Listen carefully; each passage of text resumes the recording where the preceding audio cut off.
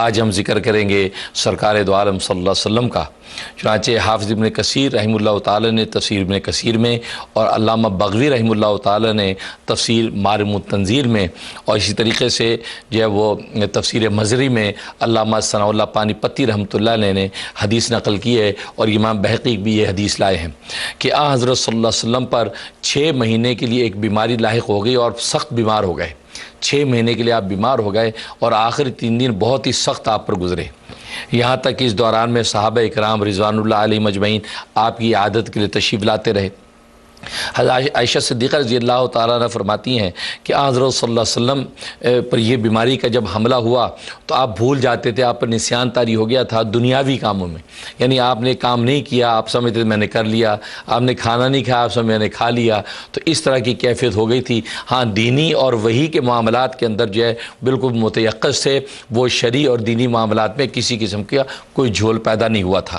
تو ایک مرتبہ حضرت صلی اللہ علیہ وسلم نے مجھے کہا کہ میں نے اللہ تبارک و تعالیٰ سے دعا کی کہ اے رب ذوالجلال یہ میری بیماری کیا ہے، یہ کیوں اتنی طویل بیماری مجھ پر لاحق ہے؟ تو اللہ تبارک و تعالیٰ نے مجھے بتلا دیا کہ یہ کیا ماجرا ہے، اور فرمایا کہ میں نے خواب دیکھا کہ خواب میں لیٹا ہوا ہوں، ایک شخص میرے سرہانے پہ کھڑا ہے اور ایک شخص میری پینتی کی طرف کھڑا ہے۔ تو پینتی کی طرف جو شخص کھڑا ہے پاؤں کی طرف، وہ سرہانے والے سے پوچھتا ہے کہ ان صاحب کو کیا ہوا؟ تو وہ سرہانے والے صاحب کہتے ہیں کہ یہ جو ان پر جادو ہوا ہے، یہ مسحور ہیں۔ تو وہ پینتی والا پوچھتا ہے کہ ان پر جادو کس نے کیا ہے؟ تو سرہانے والے صاحب کہتے ہیں کہ ان پر جادو لبید ابن عاصم یہودی نے کیا ہے، یہ کہا۔ تو پھر وہ پینتی والا پوچھتا ہے کہ یہ جادو سے کس چیز پر کیا ہے؟ انہوں نے کہا کہ یہ ان کے جو بالوں پر اور ان کی کنگھی کے کچھ دندانے لے کر ان کے اوپر جادو کیا گیا ہے، یہ کہا۔ اور ناظرین یہ بات یاد رکھیں کہ حضرت صلی اللہ علیہ وسلم کے گھر میں ایک یہودی لڑکا کام کرتا تھا، گھر کا چھوٹا موٹا کام کاج کے لیے آپ نے رکھا ہوا تھا۔ تو لبید ابن عاصم یہودی نے تو اس کو جو ہے اس کے ساتھ ساز باز کر کے نبی پاک صلی اللہ علیہ وسلم کے وہ بال حاصل کیے جو آپ کے کنگھے کے اندر اترتے ہیں، جب آپ کنگھی فرماتے اس میں بال رہ جاتے ہیں، وہ بال اس نے حاصل کیے اور آپ کی کنگھی کے کچھ دندانے حاصل کیے اس لڑکے کے ذریعے سے، کیونکہ بعد کے اندر جب معاملہ کھلا تو اس لڑکے کو پوچھا تو اس نے بتایا کہ ہاں مجھے اس نے فلاں نے یہ فلاں لالچ دے کر جو ہے آپ کے بال مبارک کنگھی کے لیے تھے۔ اس لحاظ اس بات کو یاد رکھیں، آپ جب کنگھی کرتے ہیں تو کنگھی میں آپ کے جو بال جمع ہو جاتے ہیں اس پر جادو ہوتا ہے، وہ خاص جادو اس پہ کیا جاتا ہے، اس لیے ان بالوں کو جو ہے آپ ایسی کھلی جگہ نہ پھینکا کریں، بلکہ اس کو جو ہے لا حول ولا قوت الا باللہ 3 مرتبہ پڑھ کے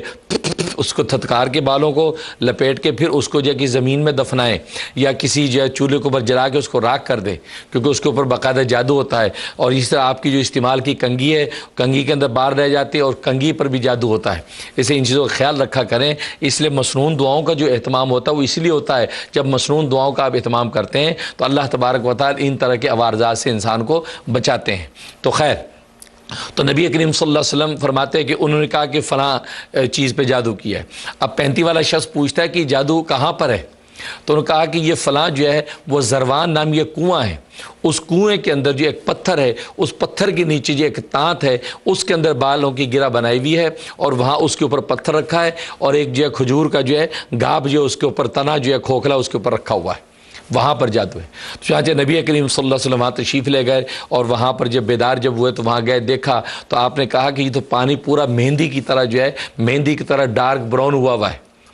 اور جو ہے وہ آپ وہاں سے واپس آ گئے، اور اس کے بعد آپ نے جو ہے وہ صحابہ کو بھیجا۔ ایک روایت میں آتا ہے عمار ابن یاسر کو کچھ لوگوں کے ساتھ بھیجا، ایک روایت میں آتا ہے حضرت علی مرتضیٰ رضی اللہ تعالیٰ عنہ کو کچھ لوگوں کے ساتھ بھیجا کہ وہاں سے جادو کو نکال کے لائیں۔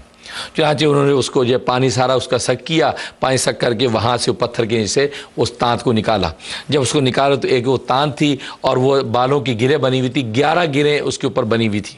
حضرت صلی اللہ علیہ وسلم کو پیش کی گئیں۔ ادھر معوذتین نازل ہو گئیں، حضرت جبرائیل علیہ الصلوۃ والسلام معوذتین یعنی سورہ فلق اور سورہ الناس یہ لے کر نازل ہوئے کہ آپ ایک ایک گرہ کے اوپر یہ پڑھتے جائیے۔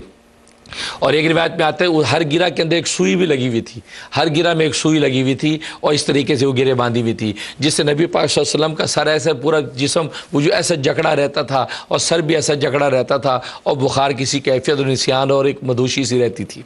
चुनांचे नबी पाक सल्लल्लाहु अलैहि वसल्लम फरमाते हैं कि जैसे आपने ये तिलावत करना शुरू की, एक एक आयत पढ़ते गए, जैसे आयत पढ़ते गए वो गिरा खुलती चली गई, यहाँ तक 11 की 11 गिरे खुल गई, क्योंकि सूरह फलक और नास की 11 टोटल आयतें हैं। सूरह फलक के अंदर 5 आयतें हैं, सूरह नास के अंदर 6 आयतें हैं, ये कुल जो है 11 आयतें हैं। तो ये 11 की 11 आयतें जो है वो पढ़ी और वो गिरे खुल गई, तो नबी पाक सल्लल्लाहु अलैहि वसल्लम की तबीयत बहाल हो गई, आपकी जो है सर की कैफियत बिल्कुल दुरुस्त हो गई। तो इस तरीके से अब हज़रत आयशा सिद्दीक़ा रज़ी अल्लाह तआला ने आपसे कहा कि या रसूलल्लाह, जब आपको पता चल गया कि लबीद इब्न आसम यहूदी ने ही किया है, तो आपने ऐलान आम क्यों नहीं कर दिया कि फ़लाँ शख्स ने मुझ पर जादू किया है? उस पर नबी पाक सल्लल्लाहु अलैहि वसल्लम ने फरमाया कि मुझे अल्लाह तबारक व तआला ने इस गंदगी से शिफा दे दी है, तो मैं क्यों उसका नाम लेकर जो है एक फ़ितना खड़ा करूँ। तो देखिए सरकार दो आलम सल्लल्लाहु अलैहि वसल्लम की अमर पसंदी कि आप जो उस दुश्मन का नाम लेकर ये भी फ़ितना नहीं करना चाहते कि उस दुश्मन को तकलीफ़ पहुँचाए कोई। यहाँ तक कि बहुत से सहाबा तो आ गए, ख़ास तौर पर उमर इब्न ख़त्ताब रज़ी अल्लाह तआला अन्हु आ गए कि या रसूलल्लाह बताइए किसने जो है वो ऐसा किया है, तो मैं जो है वो अपनी तलवार से उसकी गर्दन उड़ा दूँगा। आप फरमाया उमर, अल्लाह ने मुझे इस बीमारी से शिफा दे दी है, लिहाजा मुझे उसका नाम ज़बान के पे ला के लोगों को फितने में मुब्तला करने की क्या ज़रूरत है।